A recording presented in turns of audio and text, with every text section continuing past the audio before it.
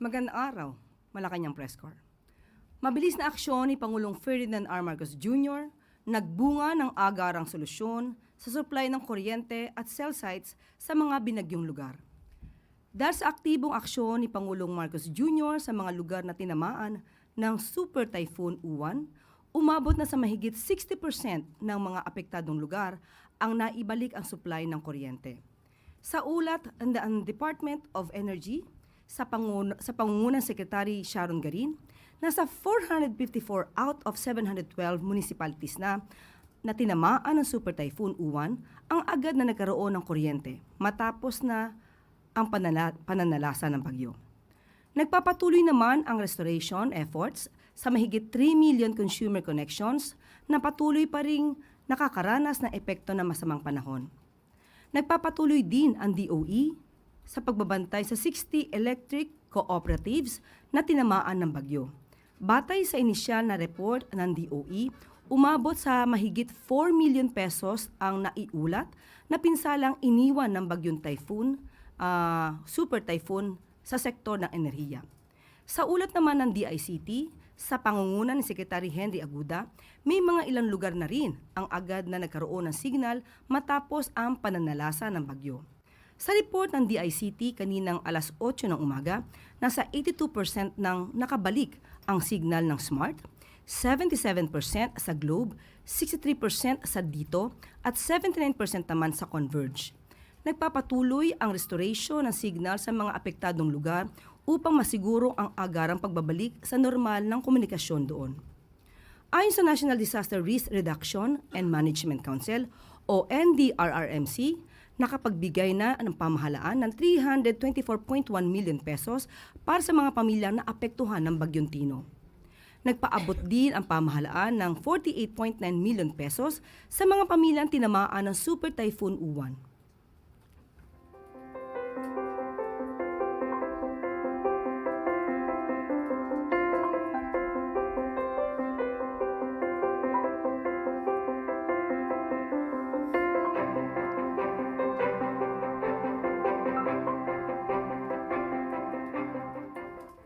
Gabinete ni Pangulong Ferdinand R. Marcos Jr. umaaksyon sa mga lugar na tinamaan ng Typhoon Tino at Super Typhoon Uwan.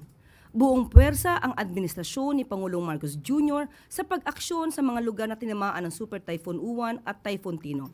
Alinsunod ito sa mandato ng Pangulo na personal na alamin ang kalagayan ng mga residenteng tinamaan ng magkasunod na bagyo.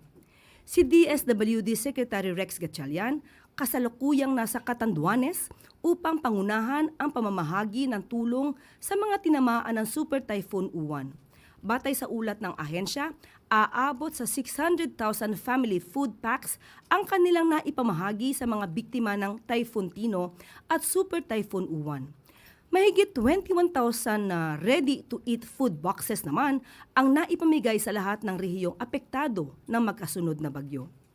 Si DOH Secretary Ted Herbosa ay agad ding nagtungo sa Leyte, kung saan pinangungunahan niya ang operasyon sa mga bayan ng Silago, Hinunangan, St. Bernard, Sugod at Bondok.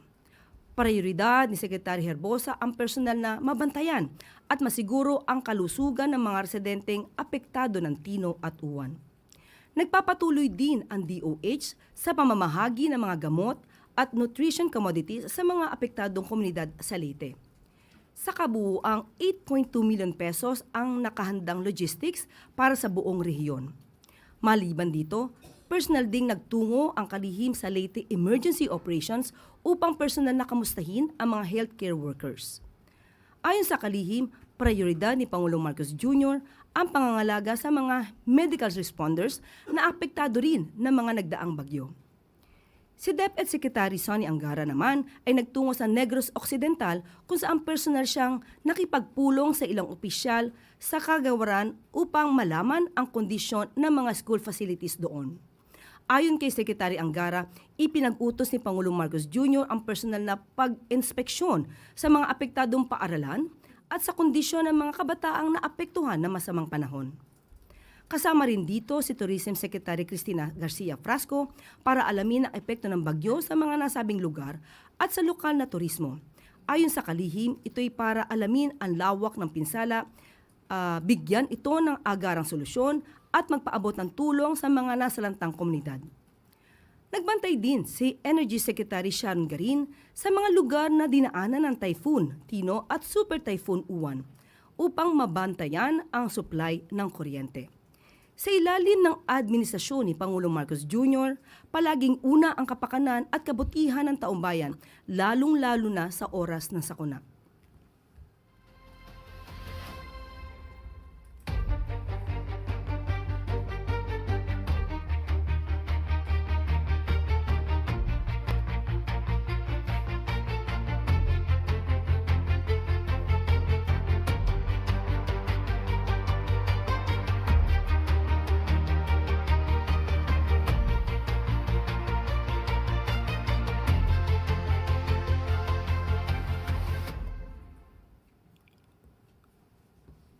At maaari na po akong tumanggap ng inyong mga katanungan. Unang tanong mula po kay Miss Bella Carriazo, Philippine Star.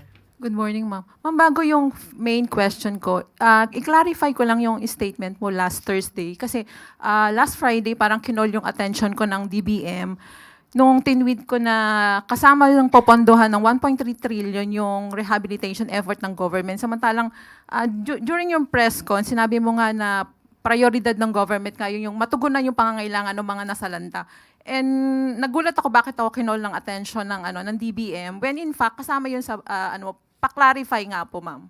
Ang binanggit po natin nung nakaraang Huwebes ay kailangan po na magastos ng mga ahensya na may pondo, program budget para sa fourth quarter ng 2025. Ito ay para tugunan at ito ay gastusin ng tama sa infrastruktura, sa health, sa education at mga direct subsidies. At hindi lamang po ito para tugunan ang mga nasalanta ng bagyo. So lahat po ito kasi po ito ay programmed budget po ng bawat ahensya. Ma'am, I understand kasi yung kaya nag-react ang DBM dahil nga na rin sa mga reaction ng netizens. Apparently may question do sa yung sa trust issue considering nga merong tayong corruption scandal. So assurance na lang ng Malacanang na magagamit ito ng tama at hindi lang pangako kundi tuto pa rin ng gobyerno na magagamit ng tama yung nalalabing pondo para sa 2025. Unang-una po, ang Pangulo nga po ang nagpapaimbestiga ng mga anomalyang flood control projects at lumalabas na nga po ang iba-ibang issue about corruption. So, ang Pangulo po ang nagpapaimbestiga. Ang Pangulo pa po ba ang hindi tutupad para matugunan ang issue about corruption? Kaya nga po sinabi po natin mga nakaraang araw, dito din po sa briefing, na hindi po agad nagpapalabas ng pondo ang DBM dahil yun po ang utos ng Pangulo. Kailangan po na ma-justify bago magpalabas ng pondo. Thank you, ma'am. And my second question po, yung sa mga mayors na wala dito habang nangyayari yung ating mga kalamidad, ano po ang nakarating na ba to sa Pangulo at ano po ang kanyang naging reaction? Ito po ay natanong na kahapon at sinabi po nga natin na ito po ay under investigation. Ito po ay nasa pangunguna ni Secretary John Vic Remulla. So hayaan po natin na gawin muna ang kanyang pag-iimbestiga. Pero sapat na po ba kung explanation? Kasi parang nagiging practice na ng mga officials na mag-travel kahit na sabihin nila na ito'y naka-schedule na at nabayaran na. Pero for sure, ma'am, government funds din ang ginamit nila para dito sa mga foreign trips na ito. Kaya nga po iimbestigahan po ito kasi kailangan malaman kung ito'y bakasyon at hindi aksyon. Marami po kasi talagang nagbabakasyon habang may kalamidad at yan po ang hindi gusto ng ating Pangulo. So tingnan po natin, imbestigahan po natin kung sila may kinakailangan na mapanagutan. And second question, ma'am, merong post po si Mr. Ramon Tulfo regarding this alleged destabilization against the government and inaccuse niya na ang mga nag-finance daw po nito ay sina Vice President Sara Duterte, ang kanyang kapatid na si Congressman Pulong and si Mr. Chavit Singson. Ano po ang reaksyon ng palasyo dito? Ito po ay napansin na po ng AFP at nabanggit nga rin po ang mga pangalang katulad ni General Pokis, General Orlando De Leon at saka si Mayor Benji Magalong. Although for confirmation. At iba pa, pati si Colonel Lachica na di umanong sangkot sa usapin ng 125 million pesos na confidential funds ng Vice Presidente. Ayon po sa AFP, sa mga gintong klaseng mga sinasabi, although ito ay nasa social media, at sa kanila po, ito po ay ibinibigay na rin po sa kanilang intelligence community, iminomonitor, inaalam ang katotohanan. Hindi naman po ibig sabihin na nasabi sa social media ito ay agad na dapat paniwalaan. So kailangan po nilang i-validate at sa ngayon po ayon sa AFP, ito po ay pinamomonitor at binigay na po nila sa intelligence community nila. So sa part ng palasyo, ma'am, siniseryoso itong ganitong alleged report of destabilization? Thank you. Nasa intelligence community na po yan. Kung meron sila makikitang dapat na talagang pagtuunan ng pansin, ito naman po ay hindi tutulugan ng ating Pangulo. Salamat. Sunod na tanong mula kay Ivan Mayrina, GMA 7. Ma'am, sa kaugnay na issue, hindi ho ngayon lang lumutang itong ilan sa mga pangalan. Nabanggit niyo po si retired General Pocis na isa daw po sa mga lumapit kay AFP Chief Romeo Bronner na mag-withdraw ng support at suportahan yung mga kilos protesta. Umuusad na ho ba yung investigasyon tungkol sa mga aksyong ito ng mga retired generals and probably the rest of the people in the list? Kailangan po kasi talaga maimbestigahan ito at kasi maaari sabihin nila ito ay freedom of expression. Pero muli, titingnan natin kung ano ang hangganan at kailangan po talaga itong mapaimbestigahan kung ito po ay parte na po talaga ng destabilization. So sa ngayon po, wala pa tayo sa punto na pwede na nating sabihin merong nalalabag na batas itong mga taong ito na nasa listahan ni Mr. Tulfo. Wala pa po tayo masasabi kung sila ay may nilalabag na batas. Kailangan po maimbestigahan ito na mas malaliman. Salamat. Sunod na tanong mula kay Ivy Reyes, Bilyonaryo. Morning, ma'am. Follow-up lang po dun sa travel suspension ng DILG. Isabela Governor Albano still in Germany as per his interview with us last night at dinefend niya yung foreign travel niya and said that his vice governor was on the ground and that before he left for Germany, Isabela prepped for uwan naman. Kumbaga, Isabela could function and go on without him. What does the palace think about this? May opinion po ba ang president dito? Ito po ay hinahayaan na po sa pamumuno ng Secretary John Vic Rimulya at ayon po sa DILG sa ngayon, ito po ay under investigation. Sunod na tanong mula kay Ana Bajo, GMA News Online. Sige, go.